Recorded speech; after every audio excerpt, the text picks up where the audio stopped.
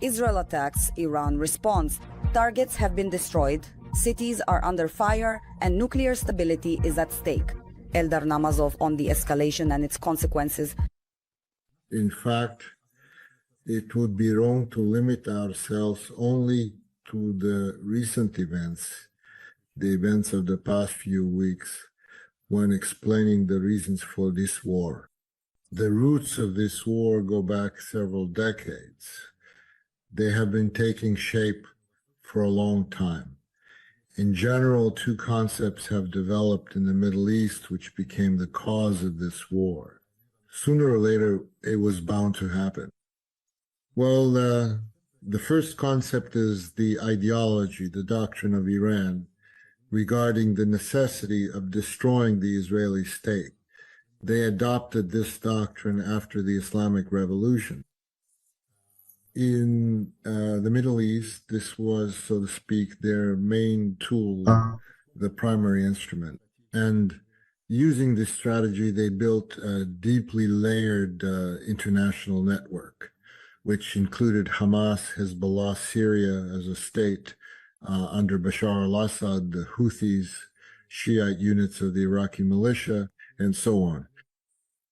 As we can see, this really was a serious threat to Israel because Hamas was inside Israel while Hezbollah was at one border and Syria at another. All of this axis, which Iran itself called an axis, was formed, financed, armed, and trained specifically by Iran. In addition to Israel's natural desire to protect itself from such a threat, there is another concept, the concept of a new Middle East, which also emerged sometime in the early 2000s, after 2006, let's say. It was first discussed by politicians and diplomats, primarily politicians and diplomats from the United States and Israel. It was their joint concept.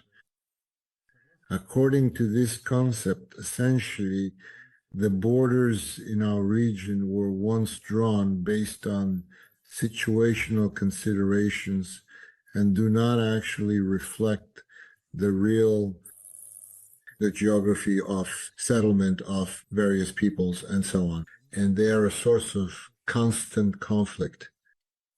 This concept was thoroughly detailed by Ralph Peters, the former deputy chief of military intelligence at the Pentagon.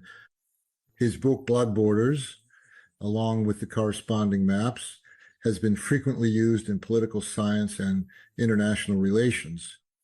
It is taught in lectures at military colleges. And according to this concept, some states were supposed to undergo in the future a change in their borders. A special fate was assigned to Iran, and so Iran in its current borders was not supposed to exist. There was supposed to be a Kurdish state. The Ahwazis were to gain independence, as well as the Baloch, and also Azerbaijan, northern and southern Azerbaijan, and so on. But it wasn't just about Iran. At the core of this doctrine, this concept was the idea of a new Middle East. And naturally, if there are two such mutually exclusive approaches, doctrines, and if each side sticks to its own strategy, building up its strength, arming itself, developing military potential, threatening the other, and so on, sooner or later, this was bound to lead to military clashes. And the course of events led to the fact that after the Hamas attack on Israel, Israel responded with a crushing blow, defeating Hamas and Hezbollah, at least their military forces. And then, with Turkey's support, opposition militias overthrew Bashar al-Assad. And so it happened that Iran suddenly lost its main allies, the axis it had been building.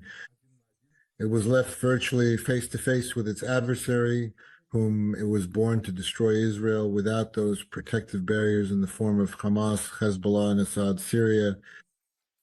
And this opened a window of opportunity for Israel, because the next time such a chance arises, when Iran is completely deprived of its allies, well, it might be in 10 years, 20 years, or maybe never. Therefore, this opportunity undoubtedly pushed Israel to try to eliminate this military threat to its existence. Was it possible to prevent this war? I think the last chance was the diplomatic negotiations over Iran's nuclear program between the United States and Tehran.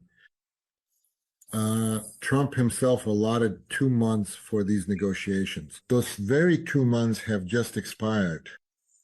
At that time, the IAEA also issued a decision which, for the first time, accused Iran of deceiving the international community, of secretly developing its nuclear program. And this IAEA decision played the role of a trigger, because it completely, essentially legitimized a military strike against Iran. That Israel has grounds for this, because its suspicions are not unfounded. They are confirmed by the IAEA resolution, which includes 35 countries. Not everyone voted for this resolution, but the absolute majority of the countries that are part of the IAEA voted in favor of it. So yes, there is an entire sequence of events that began back during the time of the Islamic Revolution in Iran, the development of a strategy to destroy Israel, the formation of an alternative strategy for a new Middle East, where Iran is drastically reduced within its borders, breaks up into several parts, and Iran's military nuclear program, which has now reached the threshold of creating nuclear weapons. This entire chain of events, which began back in the last century during the Islamic Revolution and continued up to the present day, has brought us to the situation we find ourselves in now, to this war. It is generally believed that Iran's nuclear program will be considered destroyed when the main facilities of this nuclear program are eliminated. Some of these facilities have been dealt very serious blows. They have suffered damage, and this is even acknowledged by the IAEA. Only one facility remains located under a mountain in the rocks, that's Fordo. Israel does not have the appropriate bombs or the means to deliver those bombs to this site, because these are multi-ton bombs, if I'm not mistaken. They weigh about 14 tons, and only the United States possesses them. And not every aircraft can carry these bombs. Only American B-2 fighters and B-2 bomber aircraft are capable of carrying these bombs. That's why up to now, the Israeli army has not yet reached this facility. But I won't get ahead of myself. There are many assumptions that this facility can be disabled, not necessarily by bombing with super heavy bombs, but by other means, by sabotage, for example. And it seems that Israel is seriously working on this. At this point, it can be said that Iran's nuclear program has been set back by many years, both in terms of the personnel who are in charge, the research they conducted, and the facilities that have already been destroyed, including research laboratories, the Natanz centers, and also near Isfahan, all form a production chain. And when it is broken in several places, in 2 or 3 places, naturally, this logical chain, the logical sequence is disrupted. It can be said that for now, the Iranian nuclear program has been set back by many years, but it cannot yet be said that it has been destroyed, because only some of the main facilities have been affected. So to speak, some have been partially damaged, and some have not been destroyed at all. And this is one of the reasons why military actions are still ongoing. And the Iranian side is now trying to freeze the situation at this stage and is therefore sending messages that it is ready for negotiations. I think it is unlikely that Israel will agree to stop halfway to its goal, especially when the goal is already quite close. Well, in connection with your question, it should be noted right away that one of the reasons the military actions began was precisely that at that moment, both in Israel and in the United States, people who have always taken a very hardline stance on the Iranian nuclear program came to power. Under Biden, this war would hardly have happened if it hadn't been Netanyahu in power in Israel, but some other politician. There are others there who are just as radical in their assessment of the situation as he is. But there are also much more moderate politicians, more inclined toward compromise. And the fact that Netanyahu and Trump ended up in power in Israel and the United States became an additional, very important factor in the outbreak of this war. So with Trump, he can intervene in this process, but his intervention could be motivated by both military and political considerations. And this intervention could take different forms. From a military standpoint, he could simply transfer these bombs and temporarily place these strategic bombers at the disposal of the Israeli Air Force, even if just relocating them for a time and putting them under operational control so that they come under Israeli command. In this way, it would outwardly appear as though Israel is carrying out the strike itself, but everyone would know that it was the United States that supplied them with these bombs. Alternatively, the United States could carry out the strike themselves. The nearest air base that could serve as a staging ground for this is Diego Garcia Island, where these B-2 strategic bombers are often based. There are political reasons as well. If the United States observes that Israel is unable to successfully finish the job it has started, then the U.S. cannot allow Iran to emerge from this confrontation, which refers to the current conflict appearing undefeated or unchallenged. I wouldn't say as the winner, but at the very least, if Iran does not abandon its nuclear program and Israel is unable to destroy it, Iran will emerge as the moral and political victor. Trump cannot allow that. Finally, Trump really likes to step in when someone else has already done most of the groundwork for him. All that's left for him is to reap the rewards and declare himself the main victor. And Israel has done a tremendous amount of work. The Israeli armed forces have carried out most of the heavy lifting. So why, at the very last moment, like the cherry on top, shouldn't Trump appear with a single strike that completely changes the whole situation? Finally, there's also a political aspect. These are the dividends from a future peace. Naturally, politicians are always thinking about this.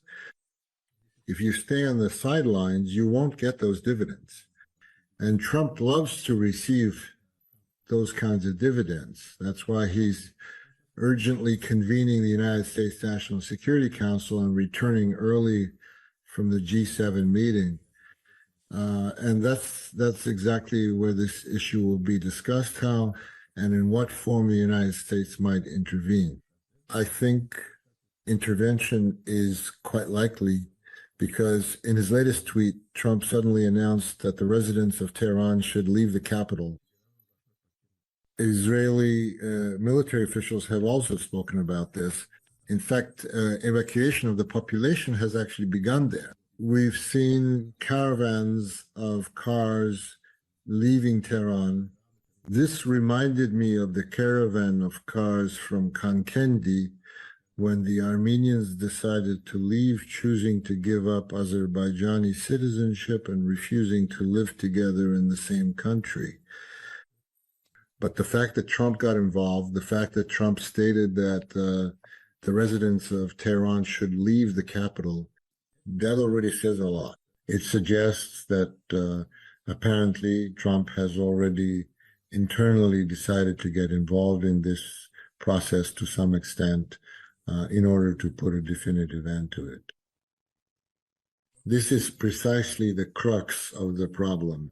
You are assessing it correctly. The Iranian side has very often made conciliatory statements. It often made statements, well, the supreme religious leader of Iran made statements that we should not possess nuclear weapons. But in reality, Iran was developing nuclear weapons and was on the verge of creating them. Therefore, it is impossible to simply trust statements and words. And in his statement, Araghchi used the word guaranteed. He said that we agreed to such an agreement that would guarantee that we will not have nuclear weapons. Well, diplomats have their own language, their own terminology, and many seized on this word guaranteed, which apparently means that Iran is ready to accept such inspection conditions, such verification conditions, such control conditions over its nuclear program that would make it impossible to create a nuclear bomb.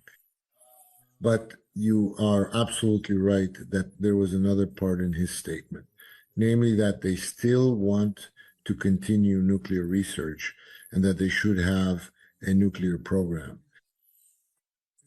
Many experts have interpreted this as yet another manipulation aimed at achieving a halt to these military strikes, a cessation of hostilities, and a shift to some kind of negotiating position in order to then drag things out again and resolve nothing.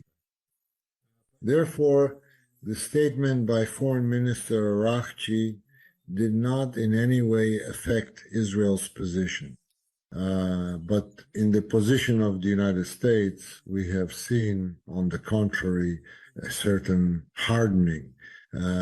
Trump demanded that the residents of Tehran leave the capital. This was very unexpected, very tough. There is now information that the United States is once again redeploying its troops and its air force closer to this region of hostilities. There are already enough American troops there.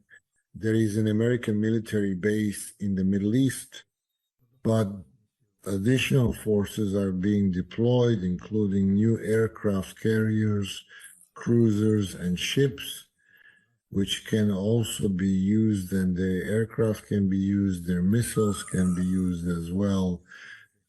Finally, they have those big tomahawks, which are basically the most destructive missiles. Therefore, from Araghchi's statement, we can conclude that it had no effect neither in Israel nor in the United States, because, as you are absolutely right, it was half-hearted, it was unconvincing, it gave Israel or the United States no reason to say that they had finally agreed to our terms. Well, in what you're saying, there are three main problems, actually. The first problem, will Israel and the United States seek regime change? The second question is regime change even possible at all? And third, is it possible for the son of the late Shah, the crown prince, to return to the throne? Now, regarding whether Israel and the United States want to bring about the overthrow of the regime, I am convinced that this is one of their main goals. because the threat starts in the minds of politicians. What difference does it make if the same politicians remain in Iran, the same power, and it will refuse or be forced to refuse the nuclear program? What will it start developing biological weapons against Israel tomorrow? Chemical weapons against Israel? Other types of mass destruction. After all, such types do exist. And that's why when they talk about eliminating the threat, it doesn't just mean getting rid of the factories and laboratories that produce nuclear weapons. It's necessary to eliminate this ideology, this political doctrine. Its proponents must leave power so that they do not have access to state resources to put it into practice. That's why I think such a goal is being set. Is this possible? I believe that after the end of hostilities, when Iran is forced to agree that it will not have a nuclear program, which is where everything is heading, the next stage will be a political crisis in Iran, because Iranian society has long been divided.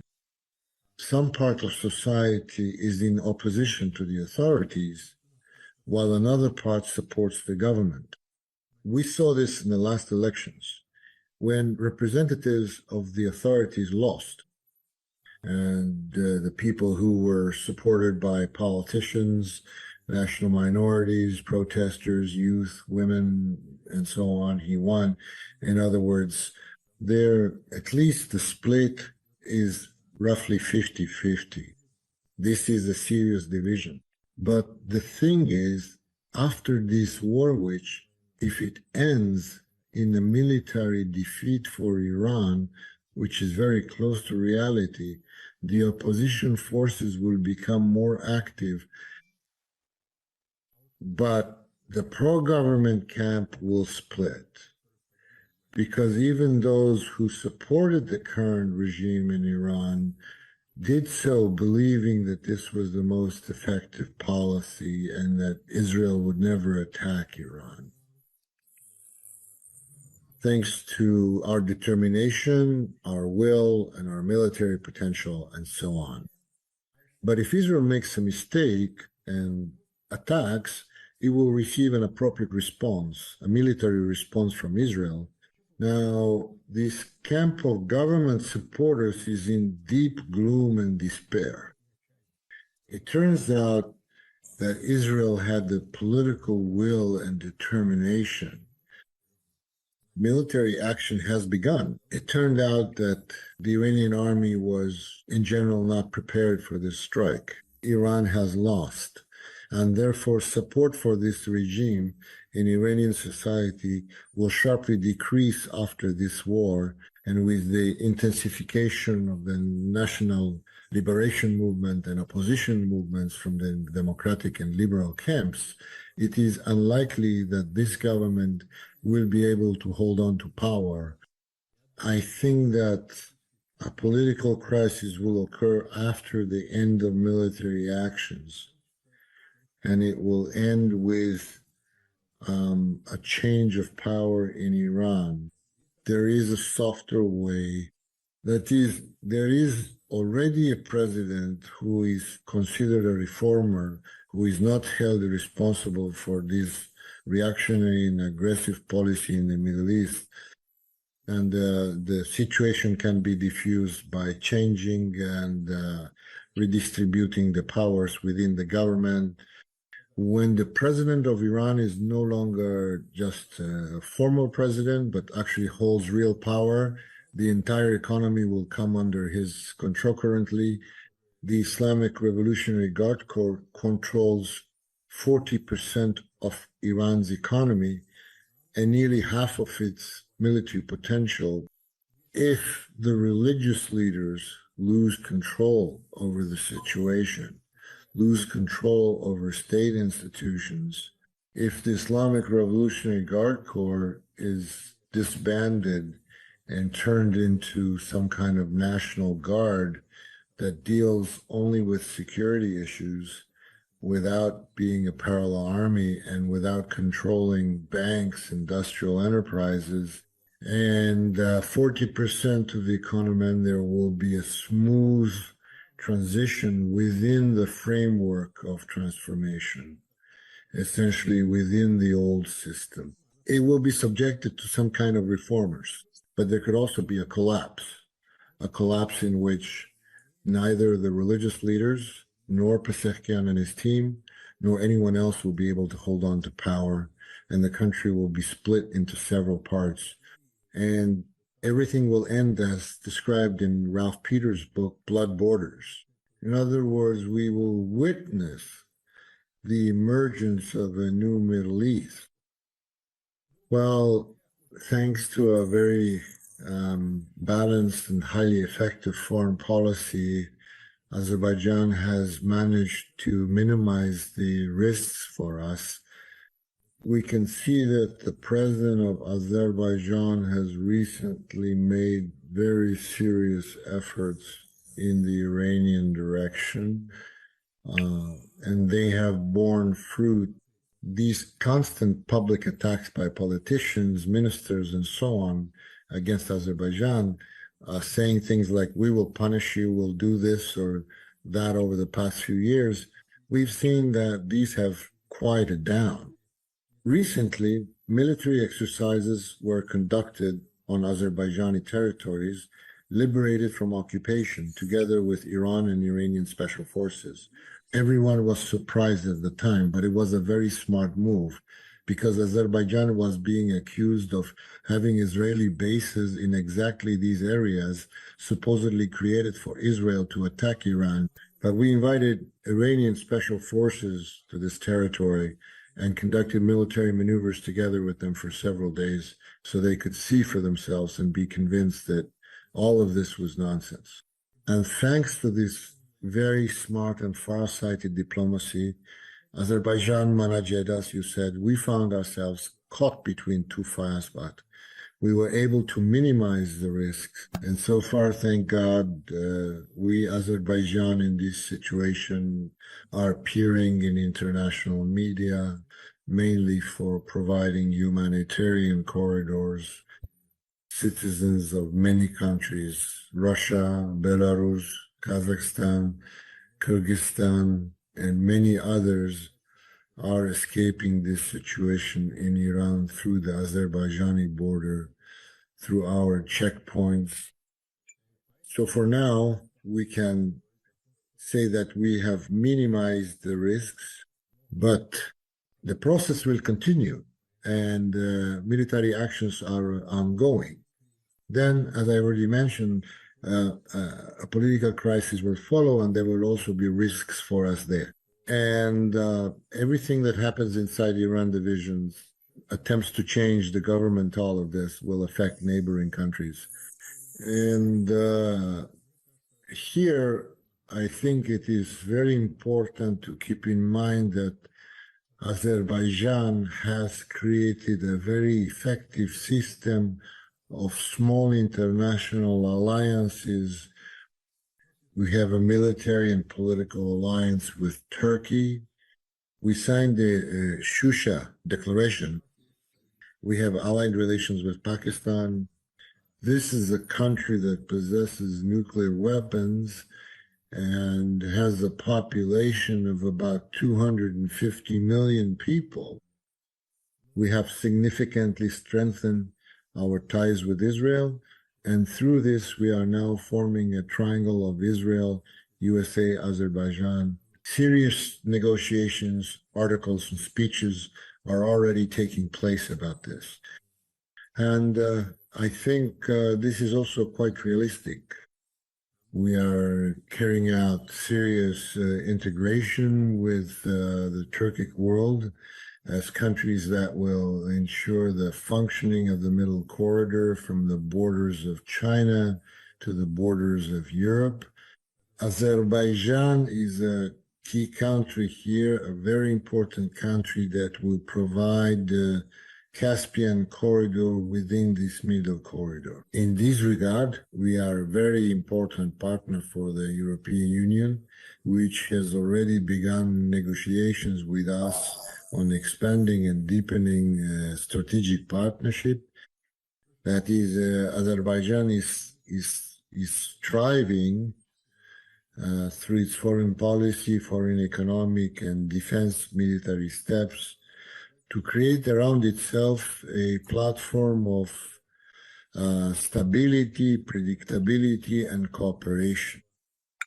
And in this regard, we are prepared for the risks that may arise in connection with the events taking place to our south. We are ready for these risks. God willing, may they be as mild and as harmless as possible. But that does not depend on us. And that is why we will closely monitor and respond seriously to everything that happens, in the current situation of global conflicts and upheavals, when the old world order no longer works and the new one has not yet been established. Different countries essentially have two ways to act. One I would call the turtle strategy, when you can withdraw into your own shell, hide inside it, and try to wait out these geopolitical storms raging overhead, and then later see what worked out, what happened, and so on. Or you can pursue an active foreign policy, because any crisis is also, as they say, an opportunity. Azerbaijan is among those countries that are very actively engaged in foreign policy activities and are strengthening their positions because we are confident in our own strength, confident in our potential, and confident in the strength and potential of our allies, with whom we are connected not only by written guarantees and commitments, but also by very strong bonds of cooperation and mutual support.